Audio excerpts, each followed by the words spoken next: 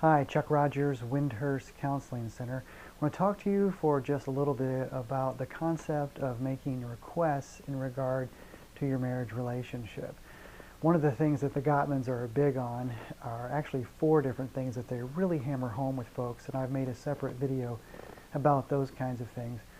There are various things that you have to do in order to be able to have a great relationship, and do those 4 things over and over again, and you're able to get the kind of relationship that you want. One of them that they talk about is being able to make your complaint in a relationship. I think it's a little bit harsh. I would prefer that you say, I'd like to make give my concern in a way that can be heard. Nevertheless, what the Gottmans talk about is that each person in the relationship has really got to feel comfortable and believe that they have a voice, that they can use it and make a complaint against the other person.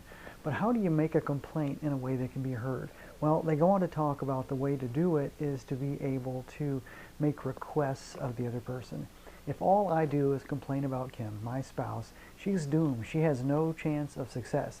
But if I make a request, then she has the ability to be wonderful and shine for me in the way that I know that she wants to do, and the way that I really want to be able to shine for her as well.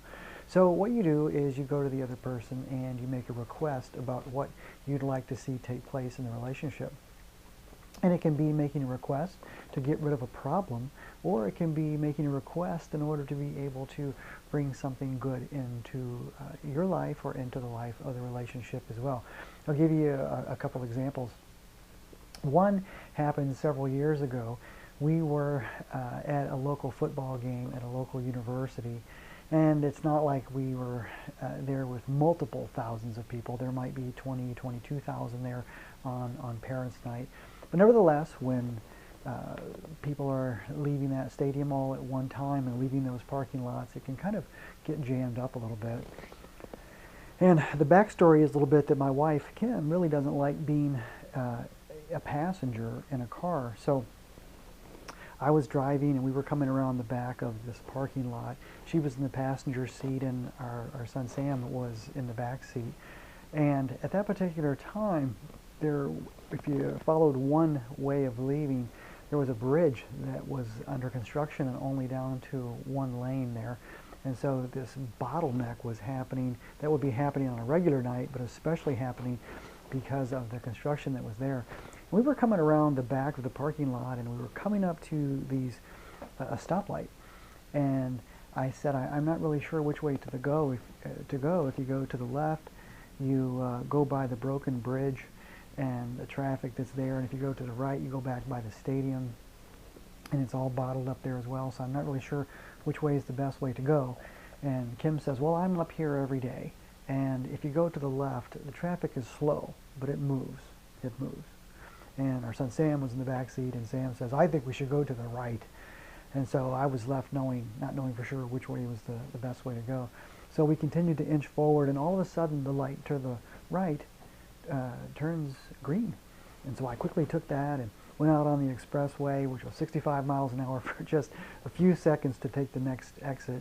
And then we hit traffic again, and it was slow, and all of a sudden stops, and we're right on top of the bridge.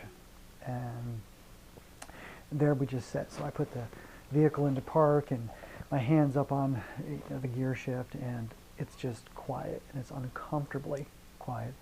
And my wife Kim says, next week we go left. And it's quiet. And so I reached over and I patted her on the leg and I said, you know, you're 100% right. Going to the right was not a good call. So, and I know it's uncomfortable for you to be in a car. So next week we go left. And she reaches over and she pats my hand, and we eventually get home. Well, the next morning we were leaving for church. It was early in the morning, and we were taking our normal pathway, and all of a sudden we hit traffic again. I don't know why that type of morning there was traffic, but there was. And so I put it into park again at this light and was reminded in my mind of the night before.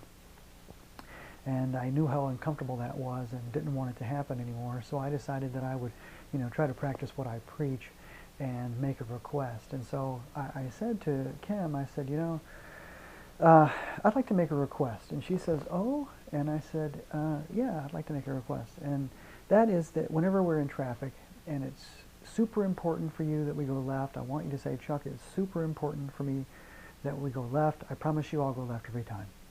Or if you want to go straight or you want to go to the right, I want you to say, Chuck, it is super important for me that we go straight, or super important for me that we go right. I promise you I'll go straight or right every time. And didn't know how it was going to go. But she looks over at me, she reaches over and she pats me on the hand and says, oh, that's so sweet of you. Well, I didn't think it was all that sweet, but nevertheless, it was putting this principle into work of making a request. And that particular situation has never come up again. Plenty of situations come up for us as a couple, but not that one. And so I began to incorporate this principle into not only my practice, but also my personal life as well. Let me give you another example. A couple years ago, Thanksgiving had just passed by, and all the good stuff and all the stress that comes along with that, and then, you know, Christmas is not too far away. And I noticed that Kim was becoming somewhat tense, and so I asked her what it was about, and she said, well, you know, Thanksgiving's over, and it was good and everything, and really enjoyed it, but Christmas is coming, and I got food to buy, and food to get ready to prepare, and gifts to buy, and I got all these gifts to wrap, and it's just a lot. And I said, what gifts to wrap? And she says, yeah, I hate wrapping gifts, and I'm just not very good at it. And I said, I'll wrap them all. And she says, what? I said, absolutely. I enjoy wrapping gifts, and actually I'm quite good at it, so I'll wrap them all. And she said, hey, you know, that's great. Well, next holiday season rolls around again, just past Thanksgiving, and Kim comes to me and says, I'd like to make a request. And I said, what's that? And she says, I'd like to make a request that you wrap all the gifts again this year. And I said, score, I can do that. So I was able to meet those needs for her in a way that was meaningful for her. I really want to meet the needs of my spouse, and I know that she wants to meet my needs as well, and I believe that you want to meet the needs of your spouse, and you want to have your own needs met as well. And one of the ways to do that is to make your complaint, but make it in a way that can be heard by making requests in a positive way of the other person. Hope that's been helpful for you. If there's anything we can ever do for you, give us a call at 434-237-2655, and we'll get you on the road to feeling really, really good in your marriage.